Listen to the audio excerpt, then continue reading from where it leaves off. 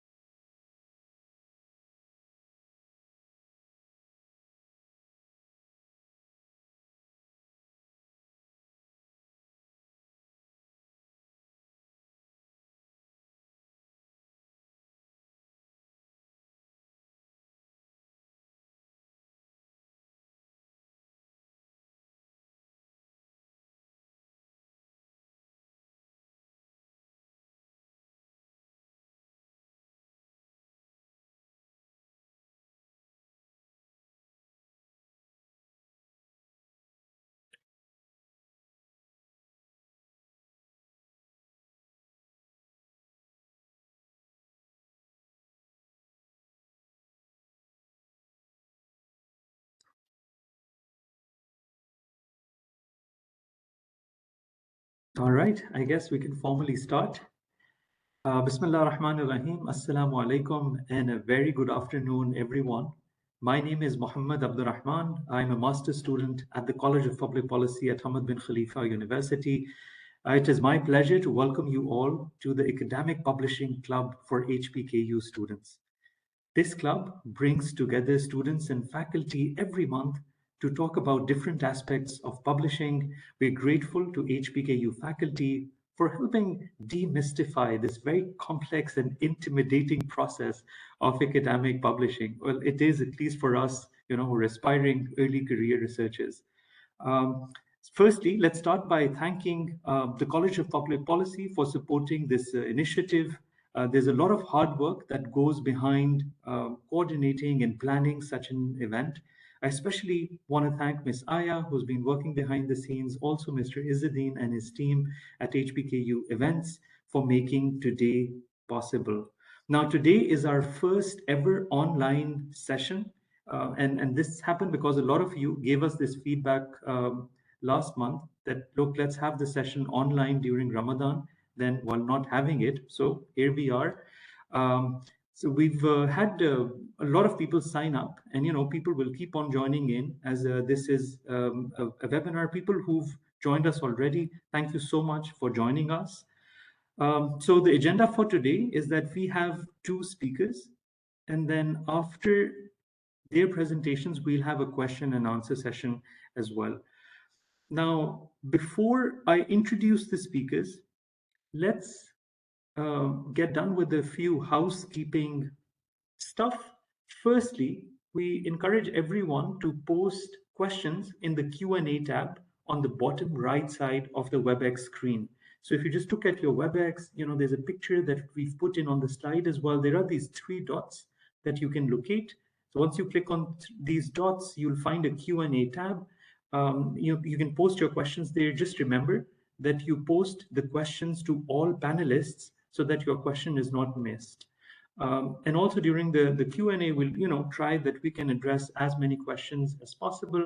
In case you are joining us from a mobile device, this is how the interface will look like. Again, you can go to the three dots and then find the Q&A tab, and that's where you can start posting your questions. All right. So wonderful. Let's introduce our speakers. Today, we're extremely honored to have such distinguished speakers who are well-published scholars. Let's start off with Dr. Andreas. Dr. Andreas is a senior professor at the College of Public Policy, who's also responsible for coordinating the Masters of Public Policy program.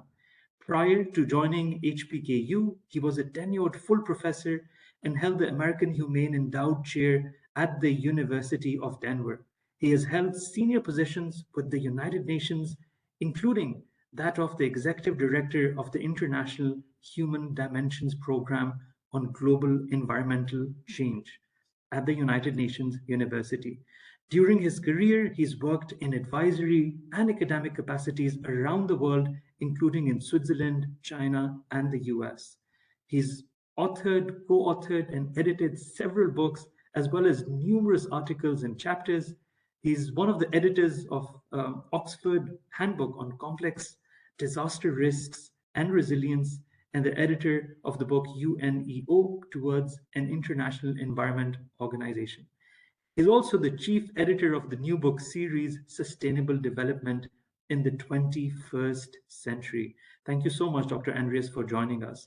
I'll also introduce our second speaker, who is Dr. Kim Maloney. She's an assistant professor at the College of Public Policy. She has published nearly 20 journal articles and publications, including Public Administration Review, American Review of Public Administration, Pacific Review, Review of Public Personnel Administration, Global Policy, and International Review of Administrative Sciences.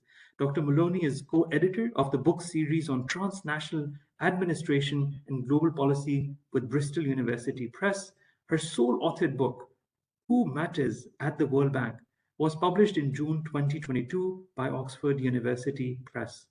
This was preceded by a co-edited volume with Deanne Stone called Oxford Handbook of Global Policy and Transnational Administration in 2019, also with Oxford University Press. She is co-editor-in-chief of the Australian Journal of Public Administration. In January 24, she will be starting as the associate editor for global international issues for world's top-ranked public administration journal, Public Administrative Review.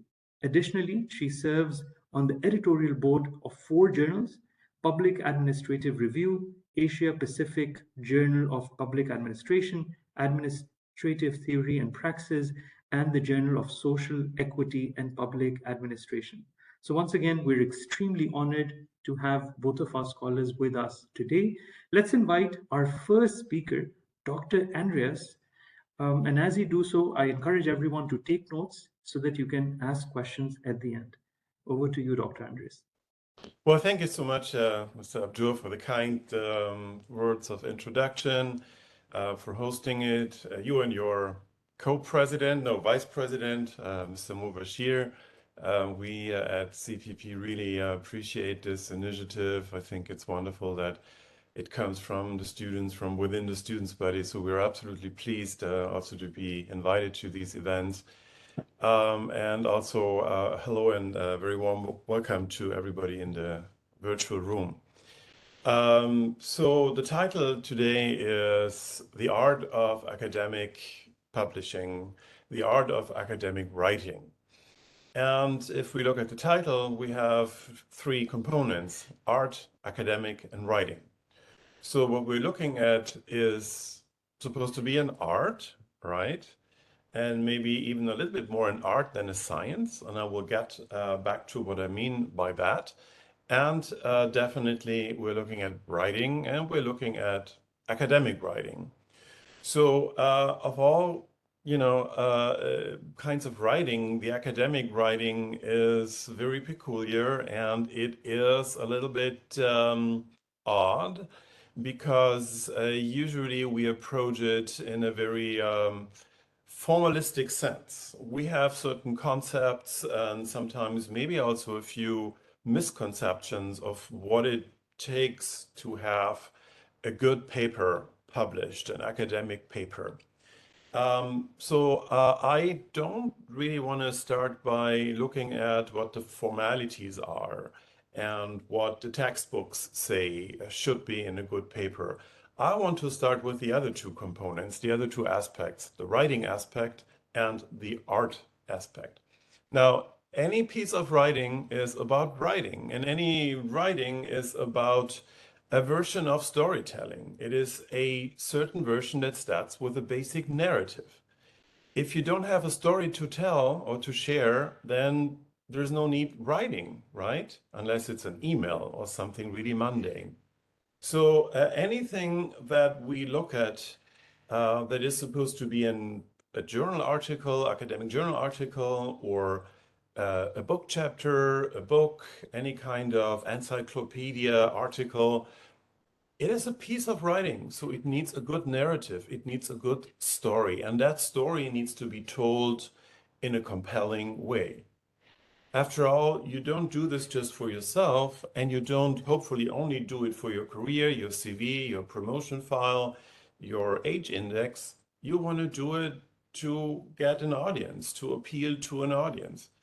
And that's why I believe, and maybe that's a little bit old school, and there's nothing wrong about that if it is, it's part of any creative process that we do as humans, right? And it is narrating, it is storytelling, and it is something that is supposed to reach others, to inspire others, hopefully, or to spur some conversation, maybe some controversial conversation. So we need to think about these aspects up front. It's basically like doing some creative writing exercise. And what has helped me throughout my career is playing around a little bit with how I approach new articles, new ideas, new stories to be told.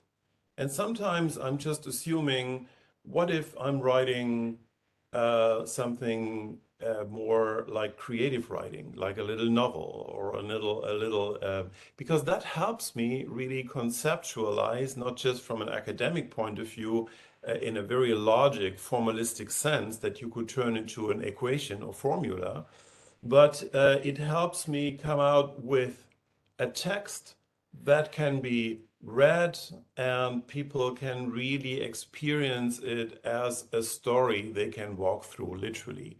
Maybe have some ideas about it, some associations, some connotations, some visual representations as well. So this is one thing. Look at this as a way of storytelling. Don't be so obsessed with the academic formalities in the first place. This is something you add on. But the first and a primary perspective is like, what's a captivating, compelling, necessary, inspiring story to tell, right? And that story begins with a core narrative. Now, you can frame this as a research question, but quite frankly, not every published piece in academia, even by Nobel laureates, has a clear research question identified. There are review articles that are there to basically show us what is the gold standard or the state-of-the-art knowledge collectively about a certain issue or topic. What's the latest and greatest we know about policy transfer, punctuated equilibrium, transnational administration, right? There's not necessarily a research question associated with that. It's a service to our readership, to our community, okay? Another example is, like I said, an encyclopedia. I just read the proofs of a 78-page long entry into the Oxford collection on the SDGs. That was on SDG, or is not yet published. SDG 17, I did it with Dr. Damilola from the College of Law. And so it's unusually long for an encyclopedic article, but it is also, I mean, interesting because there isn't any research question really attached to that. It's basically reflecting on how did we get this SDG 17? Why did we get it? How can it be used to transform global policy and lawmaking in that space of sustainable development? I'm giving you a few examples to show you there is much diversity, variations, and variety in terms of why, in the first place, you engage in academic writing. So once you move into, becoming a professional, that in some profession that includes academic writing, it's not always about a research question and the research design and the methodology. That is part of it, but it's not everything.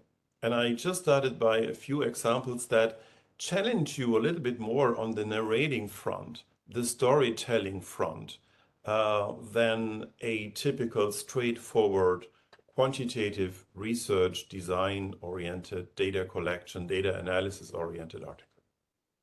This is one. Remember, what you like about creative writing, what you like about captivating novels, and try not completely ignore it or forget it as you write your academic stuff. Almost nothing is worse than a dry, boring academic paper that meets the expectation of creating some impact and gives you traction in your department, but that's just boring. Or maybe it's even something that nobody really needs, okay? So you want to have, hopefully, this little bit of idealistic idea of reaching some people's minds and hearts, inspiring some and sparking some discussion, conversation, maybe debates, and written in a style and in a way that's captivating, compelling, that people will not forget right away. This is one. And then the second aspect is certainly how you structure your work. I suggested you have to be clear about what's the basic message. That's about messaging. What's the basic message you want to tell in your article, regardless of whether that article is like 2,000 words long or 15,000 words long. What's the basic message? Okay? And the message is not necessarily the same as the research question. It may be the outcome, the conclusions, but this is something you need to be very clear about. Secondly, who's your audience? Thirdly, what's the basic narrative? And that leads to the abstracting. What I like to do is have a little bit of a reflection about the basic narrative I want to write about. So I do a preliminary version of an abstract, and when I'm done with the draft, I get back to the abstract, and then there are some changes. The basic narrative, something like the elevator pitch, something you can tell in 2 or 3 minutes. Then you have to think about, okay, what is that based on? What's the very basis? What's the very like the nuts and bolts of what you're doing here. And as I said, this can be a classic research article where you need a research question, an overarching research questions, some questions that follow from that, other questions you have to address along the way. Secondly, the basic design of the research. Is it empirical? Is it review? Is it a systematic review? What is it? Is it a desk study? Secondary data analysis? What's the design and what are the methods you use? If it's a theoretical exploration, a heuristic exploration, things look very differently from a primary research design informed storytelling of how you did the research and what you found, right? And the limitations thereof, the discussion of your data analysis, etc., etc. So then you get into the technical space where you need to be as rigorous as possible, clear about your methods. The methods need to fit the research question. That is not as trivial as it sounds. Like some of you who take my classes, they heard me say that, this weird saying, well, if you own a hammer and everything looks like a nail to you. And some of us have their favorite methods. And so we like to take decisions on what we write according to the methods we like. And that's not ideal. It should be oriented to the problems that we write about and we want to address. We are not engineers. I mean, most of us are. We are primarily social scientists. So we're looking at social phenomenon, something that can be construed as some sort of a problem that needs intervention or reflection or discussion and debate. And so we have to identify the discourse or the case or the universe of cases or the problem, as simple or as complex as it might be. And then what do we do with that problem? This is where let's say, the ontology of our article meets the methodology. The third perspective is the epistemology. So what kind of lenses, theoretical discourses, theoretical traditions, or conceptual frameworks do we use, do we look through to analyze and study that problem? And of course, that should then give rise to the methods we use. So that needs to be in sync. You shouldn't start by being obsessed with one specific method that you are totally adoring. That's great. But you should always start with the problem.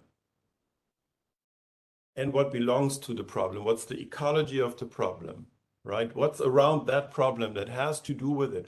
What are correlations, maybe causal correlations, variables? You can think about dependent, independent variables, etc. Try to make a painting. Use a mind mapping tool, software. I have very nice mind mapping apps here on my Mac. Or you just draw it by hand in various colors. Just try to get a little mind map, a landscape of the core ontology that you are looking at in your article. Okay? Secondly, once you're clear more or less about the ontology, think about the lens, the epistemology. Where am I coming from? And that may be, well, I'm a realist, I'm a liberal, I'm theory-wise constructivist, or it can simply be informed by rigorous empirical analysis of the facts and data, regardless of any. But you need to be clear about your epistemology. Do you approach your ontology through the lens of an ideological assumption or a special, kind of conceptual framework or theoretical tradition that you see yourself in? Or is it like a pure data analysis just driven by evidence?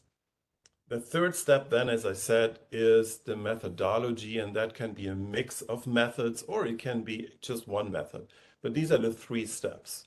After you have already been thinking about the message and the core narrative, and then you start with your with your outline. And here is where it can get a little bit formalistic, depending on the journal you're writing in. Dr. Kim will tell us a little bit more, I guess, about the journals that she's working in. And some journals have their preferences. Yeah, it really depends on the outlet, whether it's a book or a book chapter. That can be quite different because then you need to be coherent. It needs to have a place in an edited volume. Whether you do it for a special issue of a journal or just a regular journal issue. All these questions matter when it's about, okay, how do you structure the outline? Okay. So, but basically, when you get to the outline, you already have made those predispositions, or you're clear about your message, your basic narrative, your ontology, your epistemological assumptions, and the methodology. Then for the outline, always, of course, you need to have some sort of an intro where you state the problem, the background, and the reason or justification for why you approach this and why you think this needs to be approached and needs to be published in a journal article. If it's about a public policy problem, then why do policy makers even have to care about it? And then from there, you enter into that kind of storytelling, uh, like how did we get there? Stating the problem from various angles, and then also making the case for what exactly is it that policy making needs to look at, what needs to change in policy making, or where is a blind spot, where are gaps in either whether we know or how we know about it, or this is something that's not addressed by policymakers. And then from there, you basically state your methods. You state all the things that I mentioned before to be totally crystal clear and transparent. And then you present your findings and your work. And again, there is no one size fits all. That really depends on what kind of article you're writing. Then you get into the more formal stuff of discussing the findings, eventually coming out with some conclusions, perhaps policy recommendations. So this is sort of the most common framework. But again, there are variations. Last night I had a 4-hour working. It was basically a 4-hour working session with a colleague for a journal article that's due by May 1st. And what we did is we had like 4 or 5 different alternative outlines. And that was fun. That was very playful. So don't, again, be set on the kind of outline. Be flexible. Maybe the data you're going to collect, either primary data or the literature you're going to read, will change your outline. So what we did, we started with 4 different outlines. And we said, now let's take it step by step. And we changed in the process the outline several times. And actually, that was intellectually really, really great because we became aware of some actually important questions that we needed to address and solve, or that our audience, our readers may have, that we were not able to answer just by looking at alternative storylines and alternative outlines. So keep a little bit of flexibility, various versions. Like Beethoven liked to compose his symphonies and piano sonatas. There were usually 2 different versions, and he wasn't quite clear until the end when he had a clue how the whole thing ends. Because that can be, and I want to stop there, that can be the most challenging, and that's really a piece of art. When do you end? Where do you end? How do you end? And it should never be set in stone that it has to be some sort of an empirical finding or uh, like a set of 5 distinct policy recommendations, prescriptive. It can raise a lot of things. You can conclude by saying, listen, we have addressed serious gaps here in knowledge. So here is a call for more contributions, and then you specify what exactly is it that we need to know. What are the scientific disciplines or the traditions that need to be engaged, right? what kind of literature do we need to look at, or should we produce to know a little bit more about it? What kind of research needs to be done? That's a possibility too, or some sort of a call for global engagement.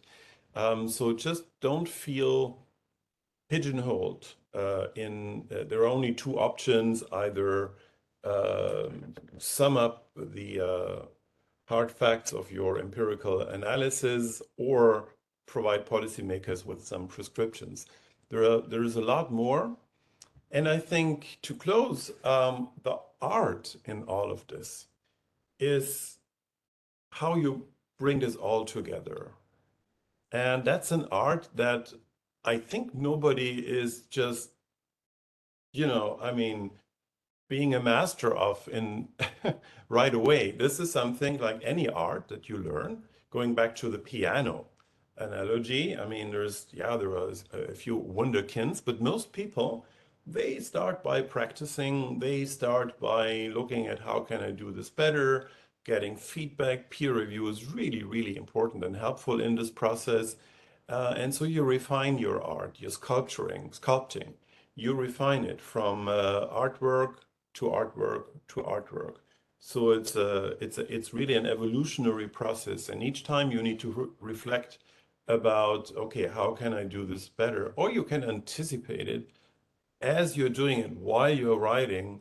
That goes back to the alternatives. How could I do this differently, right? That's part of the art piece mentality. You approach your piece, you let it sit overnight, your draft.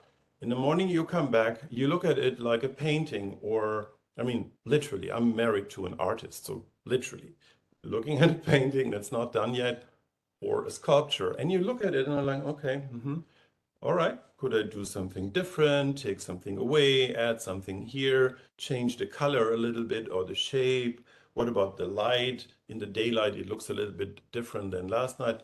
I'm serious about these things. And that will help you to become better and also really come out with something that's not just for an age index, but that will maybe really captivate people's attention and inspire. Thank you.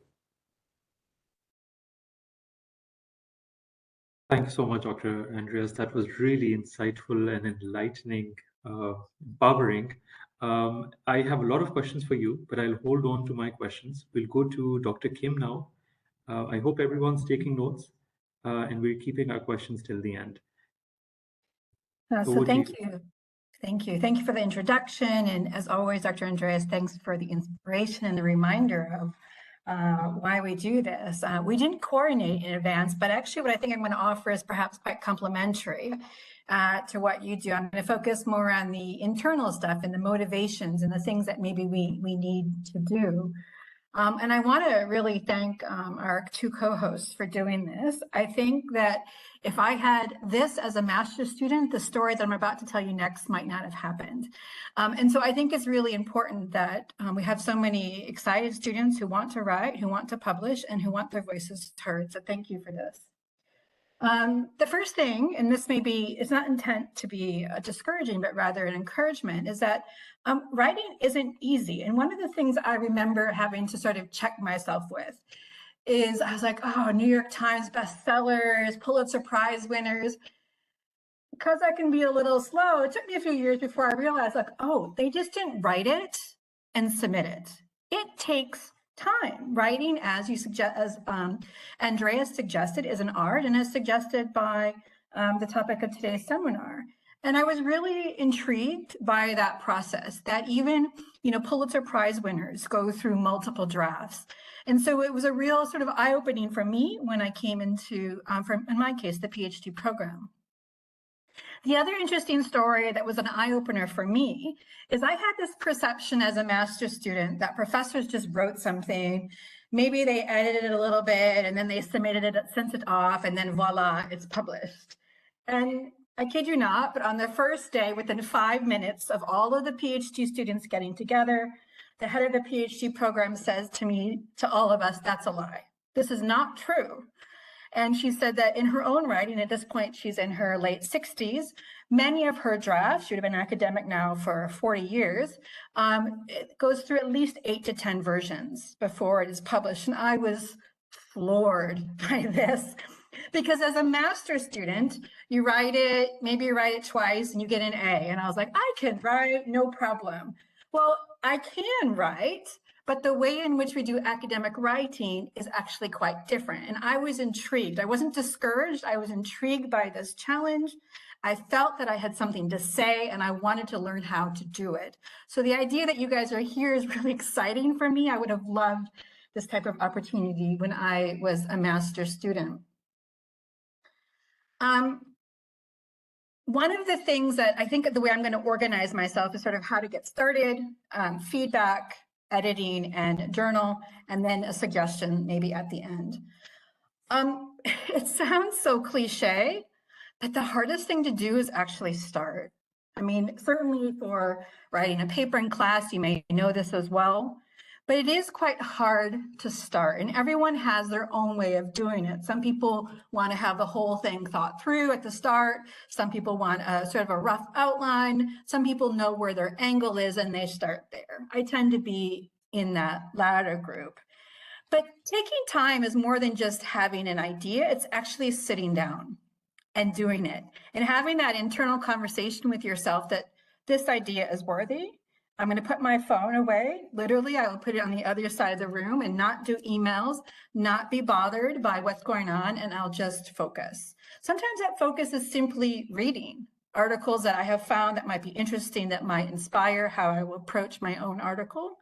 Sometimes it's just starting, literally going, today's goal is to write 200 words. And this sounds so minor, but sometimes it's the daily writing that actually helps you achieve your goal, rather than waiting for that mythical Saturday or that mythical Monday when you're going to actually maybe have time. One of the other things I learned in sort of my writing journey, it's a journey without a destination, or without a conclusion, I should say. The destination is the writing. The conclusion, I'm not sure that I'll ever reach that point. Writing is a journey. Is that to expect that some days you'll have bad days. There's days when I look at my word count, I'm like, woo, I just wrote 2,000 words. I'm like, yay. And other days I write 100, but those might have been the hardest 100 to write. In other words, I'm truly trying to figure out something that's quite complex to me, and it takes time, and there's a lot of citation and a lot of reading. Success is determined sometimes on a daily basis. 2,000 words that are poorly written will have very little value compared to maybe that 100 that I worked on really hard that day. And learning to not let those bad days get into your head. Maybe today you're sick, or maybe today your son has an issue. Well, there's still tomorrow. And part of this is setting realistic expectations. I wish that someone had told me when I was a master's student that academic writing is no one's first language.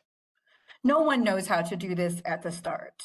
And it takes some time, and it can take a few years to feel like you might have a way of moving. And I liked one of Andreas's suggestions about feedback in your peers, and I'll get to that in a moment. I do think, depending upon your discipline, there are certain rules, I suppose, that you see in an article. If you're reading academic articles for your class and you read them from front to back, you'll start to see perhaps there's a pattern. And Dr. Andreas mentioned some of this. I tend to think of it as a triangle, in particular, an upside down triangle followed by a regular right-sided up triangle. Where at the start, you're just really like, here's the placement. My interest is transnational administration, and in particular international organizations, very broad. And then I come down to something a little bit more narrow as my topic, and eventually to some sort of research question, if it's a research question driven article.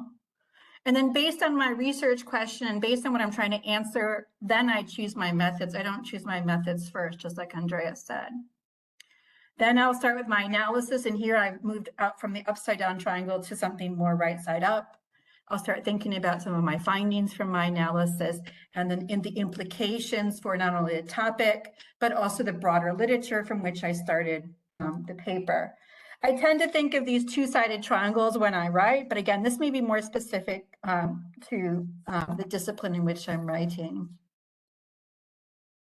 I think it's important to say that whoever writes has always faced writer's block. So if you have that, that's normal. And eventually over time, you learn ways to get out of it. But I find that by talking to people, it's amazing when you have a conversation with somebody, even if they're not in your area, it gets you thinking about your own topic. Sometimes if I go out for a walk or if I'm making dinner, it will come to me in a way that I hadn't imagined, and I quickly rush off to my home office and I write down something. I think we need to be open to this and not feel like it's always this formalistic, today I'm going to write 2,000 words, and if I don't, I've failed. I don't look at it that way. I think of a much more organic process, but this is again, with me. I tend to, I've read many things. They say weekly or daily goals. I tend to set monthly goals. By the end of the month, I'll have these 3 things done or this one thing done. Another way, this is for me, and I tell this to my students, and they may look at me like I'm a little crazy, but I tend to overwrite. And what I mean by that is I write till I feel like I'm done. Then I give it a pause for a week or so, go for a walk, make dinner, whatever, and then I come back to it and go, why did I think this was great? Or this part is great, and then I edit downwards. Some students and some writers write upwards to the word count of the journal. I tend to write till the idea is out, and then I edit downwards. Again, everyone has their own way. The second thing is about editing. I think I don't want to necessarily repeat what Andreas had said, because he did talk about the ways in which we do it, but I think it's really important to lead the reader, to tell them your story, as Andreas said. And one of the ways to lead the reader, and this is something I realized in my 2nd or 3rd year of the PhD program, I should have realized it as a master's student, but is that the way in which transitions work between sections is really important. Regardless of whether you're in the hard sciences or the social sciences, don't assume the reader is necessarily following you. I often are putting a sentence or 2 at the end of the section. This section did this, and now we'll get to this. So the next section, this section will do this, and here's how, and then I do it. Conclude. I find that this helps me as a reader when I'm reviewing someone's article, and then also in reverse. It also helps you as a writer. Did my section actually do what I think it did? Oh, oops, it didn't. I'm going to fix that. I'm going to make it more clear, and I'll rewrite those transitions. It sounds so minor, but I feel like it's something that can really hold an article together if it's done well. Part of, I think, what the professor was saying at the start of the PhD program is not that she's doing 8 or 10 brand new drafts over and over again. But like me, she gets it out, right? And then she gives it a week, and then she looks at it and she edits and does a big edit. And sometimes that edit will require more research, perhaps realization that the method actually didn't help you but hindered you, and so on, until she eventually gets to something that she feels that she can submit. And sometimes the edits are minor, but this is what we mean by, what she meant by drafts. The syntax errors, the spelling, the clarity of the argument. I could read something 3 times and think it's great, and then I give it a week and I'm like, wow, I really need to edit that again. And I think this was a huge realization, and it made me feel very bad for all of my master's professors who are giving me A's, and I look at it later, I'm like, why? Look at, there's a syntax error, there's a spelling error, and so on. When we're writing for an academic journal, we really want to try to get those mastered. The other thing I had to teach myself is to not be a perfectionist. If I wait for perfection, I'll never submit the article to a journal. And so finding that balance between the desire to have everything cited and make sure like every question I can imagine is answered, I may never submit that article. And I've learned to be a little bit more patient with myself and to submit what I consider to be imperfect. And I'm often surprised that no one picks up what I still see as wrong, but they pick up something else that I hadn't sort of seen. So if you have that perfectionist tendency like me in your writing, it's best to try to mediate that and moderate that, because you may never submit if you're waiting for what you believe is perfect. Oftentimes very good or good enough is often good enough. I think it's useful to join a writing group. We had an informal one in my PhD program among fellow PhD students. I wish we'd had this as a master's student. And meeting in person, not online. Meeting in person, sharing your objectives wherever you are on the paper, and holding each other accountable. You said that you were going to meet today with this group of 3. Where are you? I hope you're okay. And then doing it again. I find that to be really useful. Today, my writing groups are my co-authors, and we're holding each other accountable. When you feel like you're ready to submit to a journal, it's really important to follow their style guide unless they're more relaxed on that. That means British English, American English, a type of referencing. And really important thing that I found enlightening, again, I really had no idea. I didn't know anyone who was an academic in my family, was journals don't edit your work. You have to edit it. So if English as a second language is something you're still concerned about, a copy editor is not a bad idea. So the final thing is, okay, so you've written something. It's not perfect because we're going to avoid the faltering that I did when I was younger. It's good enough, very good enough, whatever the wording might be, is thinking about your journals. Now, before you start writing, I would have a few journals in mind. How do you know which journals? Well, look back at the things that you're reading in class. Pay attention to, maybe there's a couple of paragraphs in an article and you're like, this is great. Track down those citations, see where they publish, look up those journals, see what type of articles they publish. Every journal has a website with a clear aims, objective, and scope, and what they're looking for, in particular in terms of word count. In my own discipline, there are journals that will take articles no longer than 6,000 words, including abstract and references, and others will take 12 to 13,000.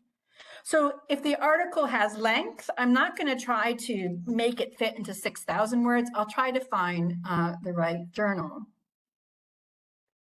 The other thing I would say, and I'm going to speak as, in particular here, as co-editing the Australian Journal on Public Administration, which I co-edit with Dr. Bali, who's going to join us soon in person here in Qatar, along with two others. There's four of us on the co-editing team.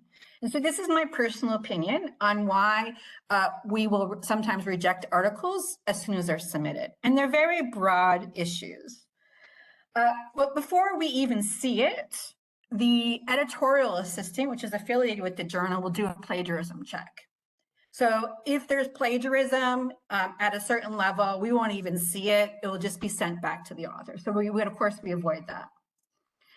But when I'm looking as to whether I received an article and we as the four co-editors are thinking to ourselves, okay, is this something we will just reject? In other words, send back to the author and say, good luck, try another journal. Or is it something that we think with a little polishing and a little review, we might be able to send out to reviewers who will review your article blind. They won't see your name, you won't see their name. Most journals, at least in my discipline I can speak to, if it's a top quarter one journal, they will have a dust reject rate, probably 60, 65%, meaning 6 to 7 out of 10 articles that I see or the journal editor sees is immediately dust rejected. What we do in our journal is different. We don't just dust reject you, we give you a reason why. And we have 2 editors review it, and then we write up a paragraph of how we think you can improve it. That's highly unusual. Normally, you're just dust rejected. So if it makes it past that stage and you get to that stage of 30%, sometimes it's less than that. I mean, a public administration review, it's probably less than a 10% acceptance rate. I'd have to check, but maybe around 5. I mean, I just have to guess. But it gets sent out for review and the authors, the reviewers will say something and have some comments that you respond to. So at the start, we will reject if the research design is unclear. In other words, maybe you're trying to write one type of article and it ends up being something else.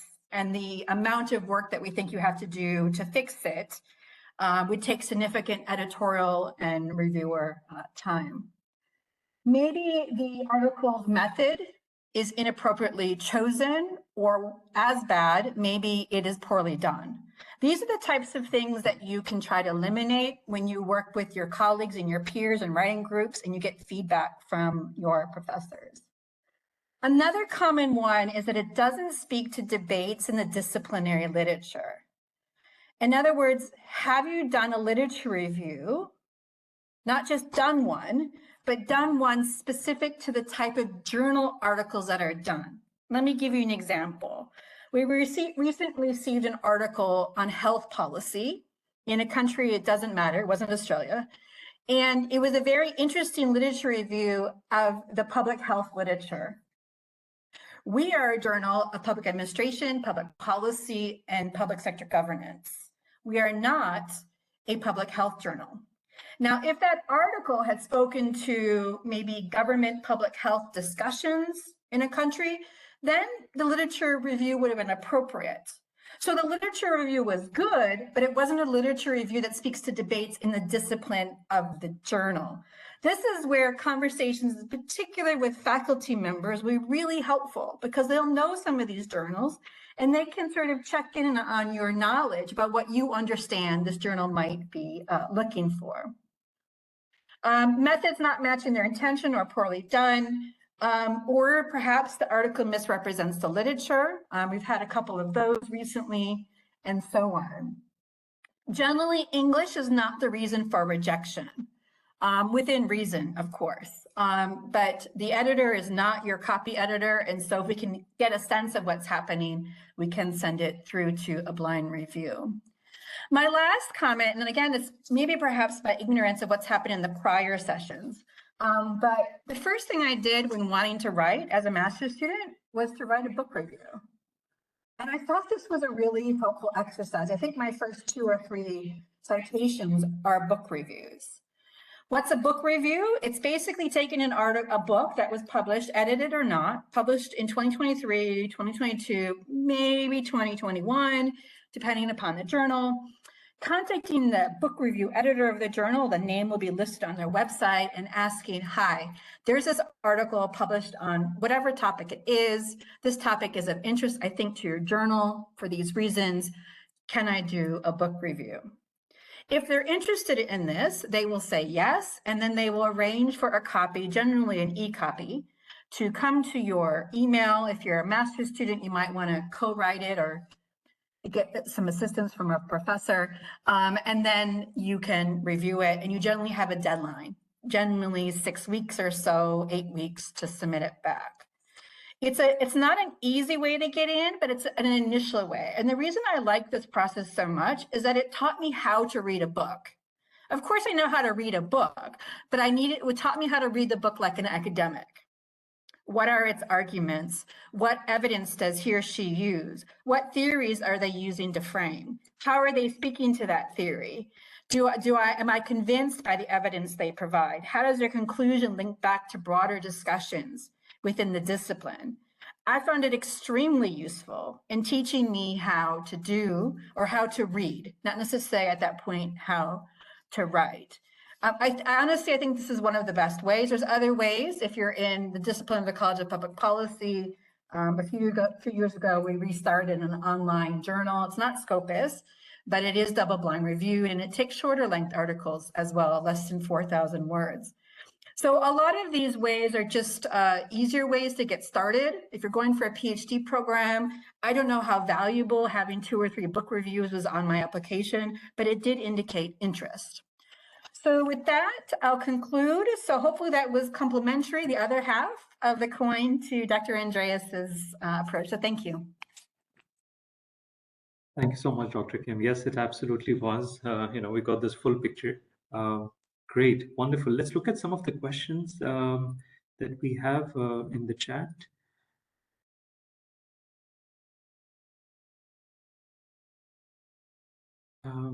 Right.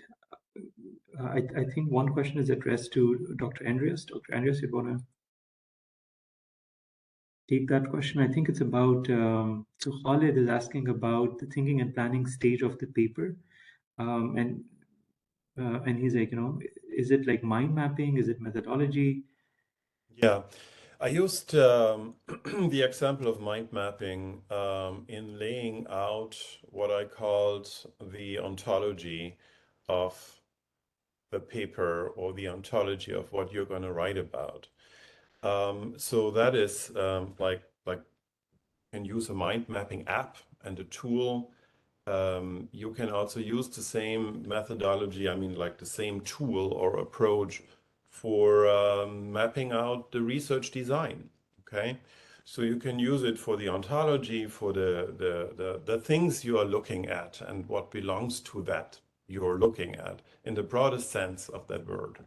You can use the same for the methodology if it's not a very like a very simple question that you're approaching where there is some complexity involved. For instance, if you use in your article mixed methods, which often is the case, especially in the policy literature, there is some empirical evidence from surveying or interviews or some quantitative data sets that you're looking at as part of your analysis. So then you have quantitative analysis, you have already qualitative analysis coming from the surveys on the interviews. In addition, you will definitely have looked into the literature. So you want to reference a couple theoretical traditions, viewpoints, conceptual. So it gets a little bit complex then, right?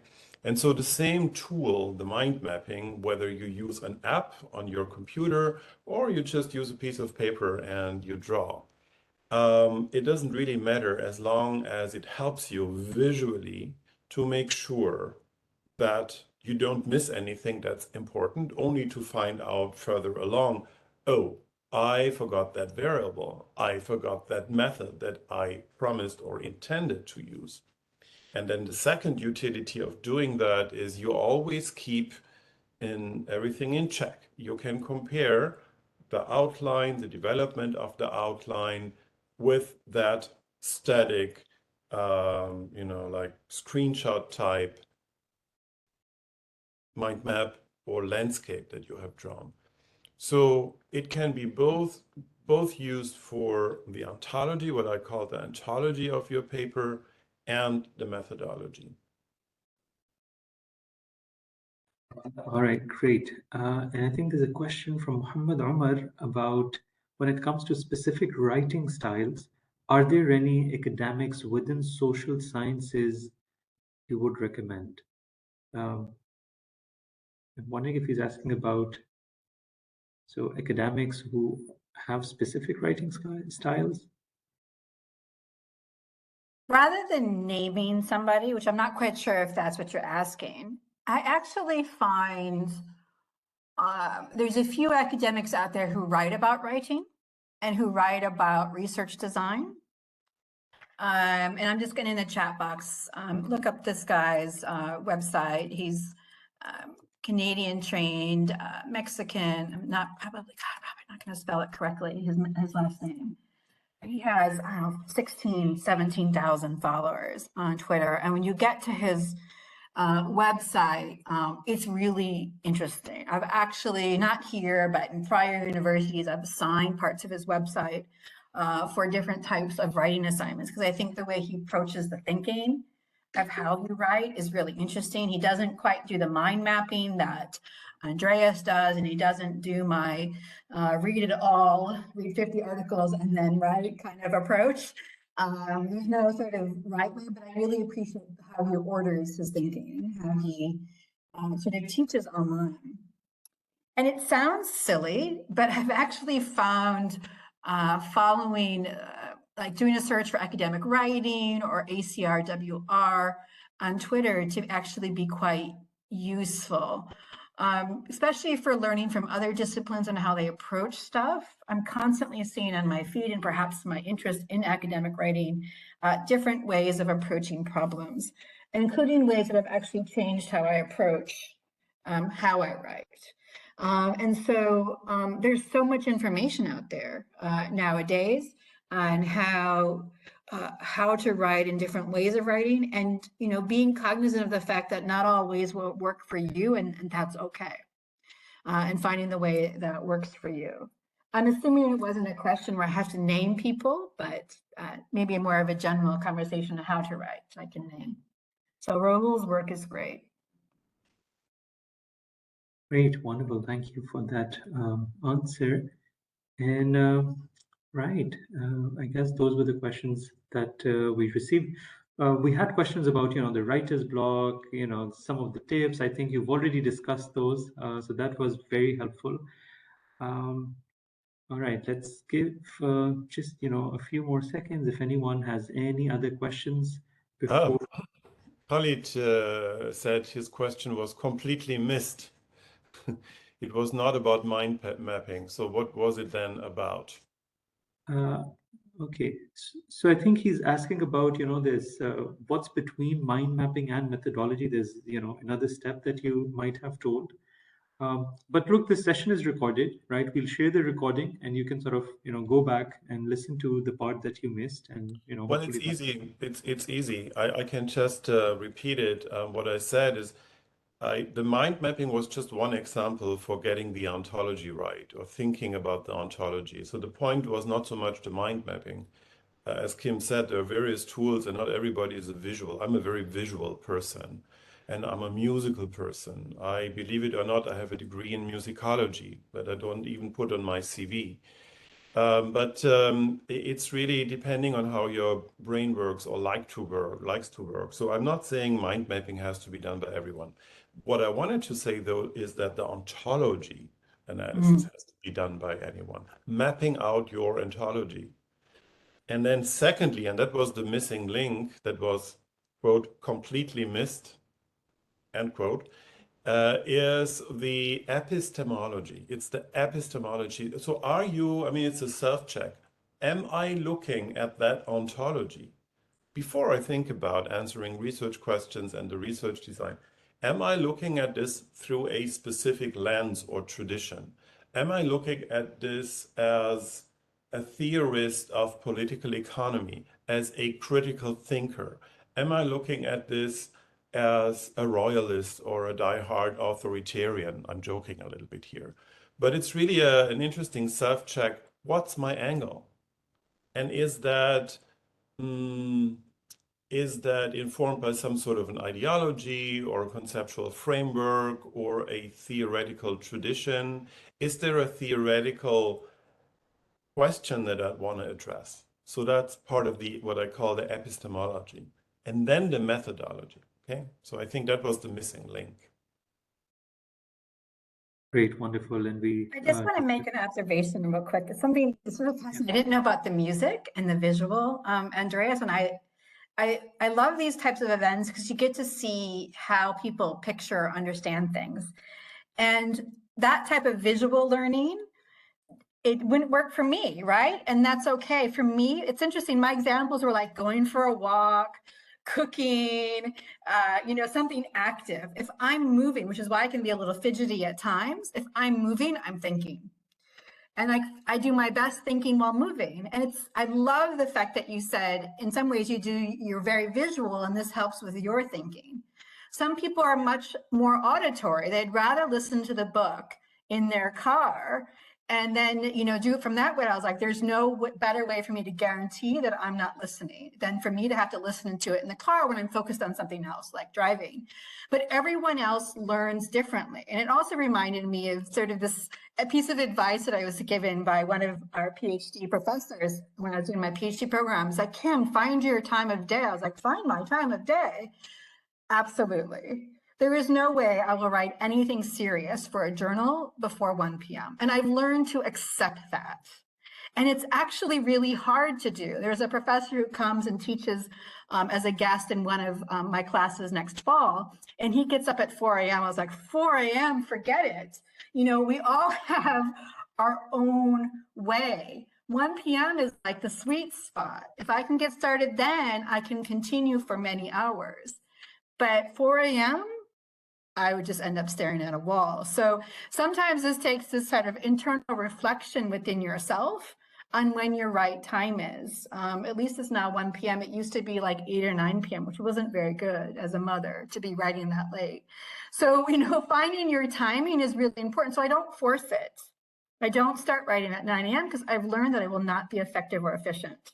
But if I wait, I will be much more effective and efficient. So just as a side comment, I love the fact that you're visual. Yeah. Anyway, yeah.